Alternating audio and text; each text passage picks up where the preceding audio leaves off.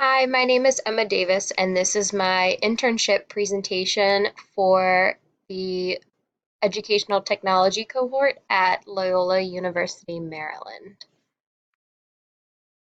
So, a little information about me. I am a fourth grade English language arts teacher at Vincent Farm Elementary School. My undergraduate degree is in elementary education and special education. I'm currently a graduate student at Loyola University, Maryland, and am seeking my master's degree in educational technology. This year, I will be entering my sixth year of teaching. So, before we get into my actual internship, there were some things that me and my partner needed to consider. One of those things that we needed to consider was our school's needs. So, some of the needs that had been voiced to us through staff and administration and other areas within the building was support with the shift in technology from 5-to-1 devices to 1-to-1 devices for our students. When I first started my teaching career at Vincent Farm, students were about 5-to-1 with devices, and they were worked into the curriculum via rotations. Now, in the past 2 years, students have their own devices available to them, so there's been a big shift in the way instruction works. Another need was to increase digital literacy in both our staffs and students. We need more digital tools to support English language arts instruction specifically. There are already a myriad of tools available to math teachers in that content area, but we felt like ELA was one that was kind of lacking. We also found that we wanted to offer teachers viable resources for students, teachers, and parents in using these new technological tools that we have found for the ELA classrooms. Processes and products. So for this section, we thought about who, what, when, where, why, and how. My partner and I decided that we would develop three sessions for our PDs, and our goal was to really educate and introduce teachers to effective technological tools that they can utilize in their English language arts classrooms. These sessions would take place at the end of the school day around 4:30, and my partner's classroom is where these sessions took place out in our trailers right by the parking lot. So pretty much an easy stop on your way out from school. Why do we do this? Our goal for these sessions, as stated previously, was to educate our fellow teachers and staff members in the area of technological tools. Um, we're always seeking new tech tools to support student learning, and that's what all of our colleagues are doing as well. So we wanted to offer that to the teachers within our building. How? Planning these sessions and developing a proposal took several days of planning and frequent collaboration and reflection on our own teaching processes. And we've really learned a lot from this experience, and we'll have a much better understanding moving forward with future sessions that we choose to host. Co-planning. So co-planning was something that we needed to figure out how to do both synchronously and asynchronously, meaning that we needed to be able to work at the same time, but also based on our schedules, probably not necessarily be at the same place, same time. So we actually ended up deciding that we would use the learning management system, Schoology, and PowerPoint through Office 365, which is offered through the county. Schoology was really nice because we were able to create a group, and Office 365's PowerPoint works similarly to Google Slides in that we can both add information um, at the same exact time. So this was a really great way for us to complete our presentations. And for Schoology, it was really great for us to be able to add resources at the same time. Definitely it saved us some time being able to do these things at the same time. When we were thinking about the topics to meet our school's needs, we realized really how few tools there were geared towards ELA, as I stated in the previous slide. With such a high focus in the county to develop fluent readers and writers, we decided that we would select 3 technological tools that either we had used ourselves or we had located through our research for this internship. The tools that we ended up deciding on were KidBlog, Common Lit, and Board Builder. Of the 3, the most experience we had was with KidBlog and Common Lit. The best part about these tools is that all 3 are available free to teachers who work in Baltimore County schools, and 2 of the 3, or at least one of the 3, can be accessed through BCPS 1. This is a brief timeline of our internship. We started on 1/17. Kaylee and I met to discuss our internship proposal. On 1/22, I met up with Kaylee to write the proposal, and we submitted it on January 30th. On February 6th, our proposal was approved, and we met up to start planning our first session and decide which tech tools we wanted to use. In April 3rd, we held our very first session, which focused on KidBlog. On the 24th, we met a second time to plan the second session and review some of the feedback we received from our surveys. On May 2nd, we held our second session on Common Lit. On the 27th, Kaylee and I met again to plan our very last session and again review that feedback from our surveys. On June 6th, we completed our final session on the topic of Board Builder.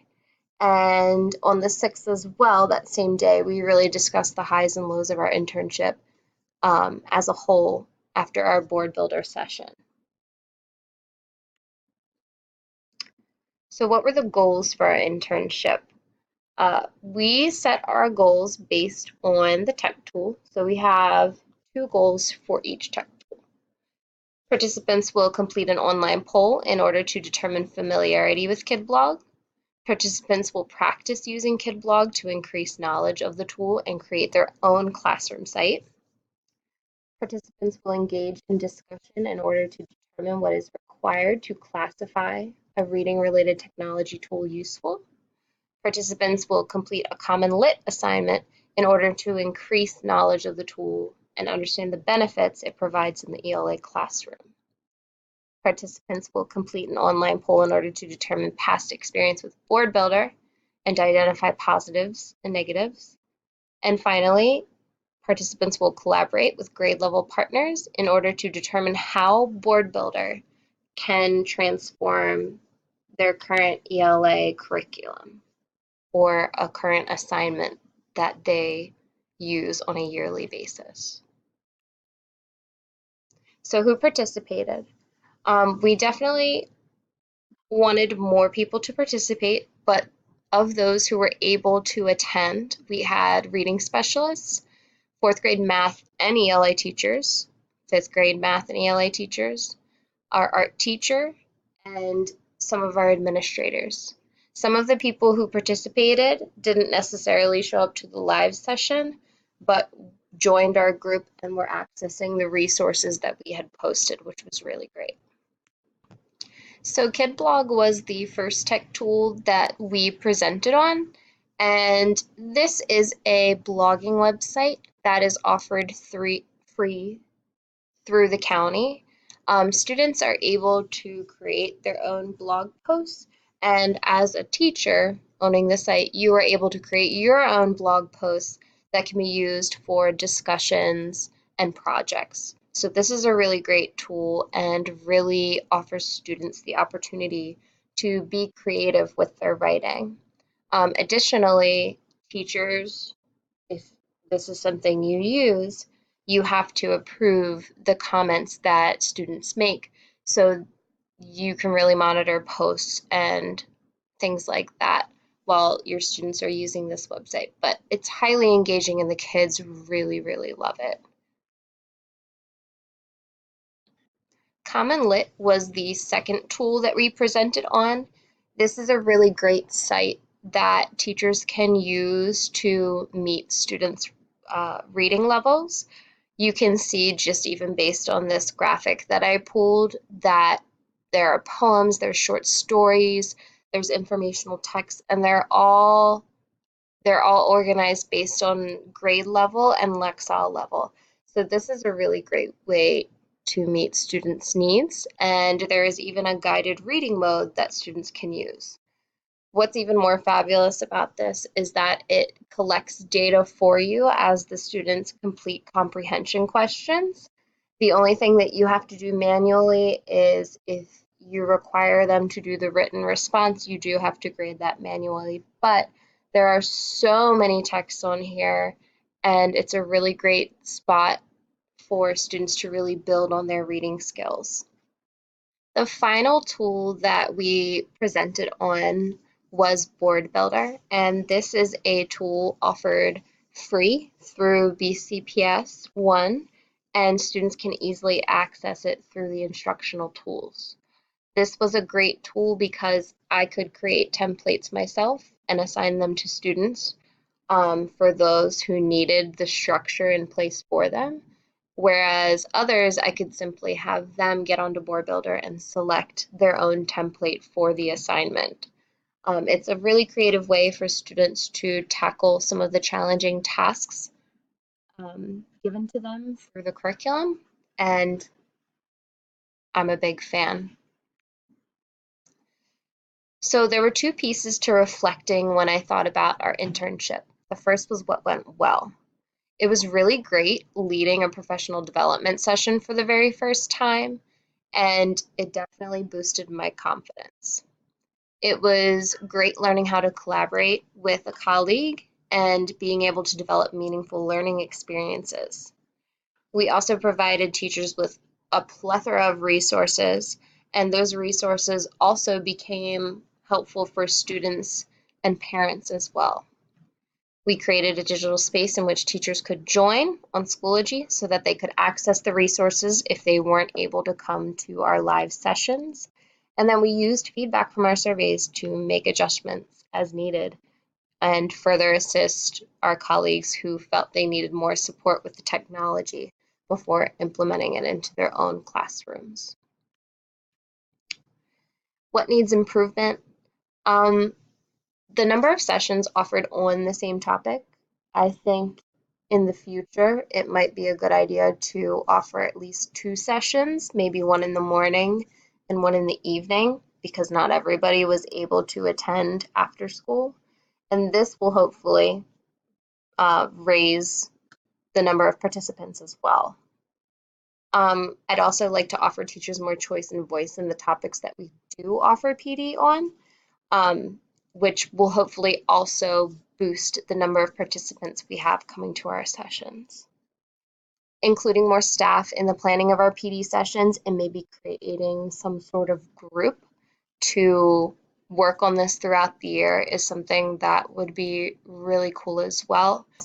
And finally, to reflect more frequently and immediately with Kaylee at the conclusion of our PD sessions. So what's next? I want to offer my fellow teachers and colleagues professional development opportunities related to ELA tools in the classroom.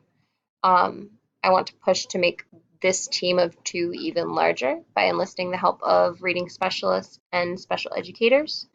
I want to continue to search for useful tools and applications to support ELA instruction and especially student creativity.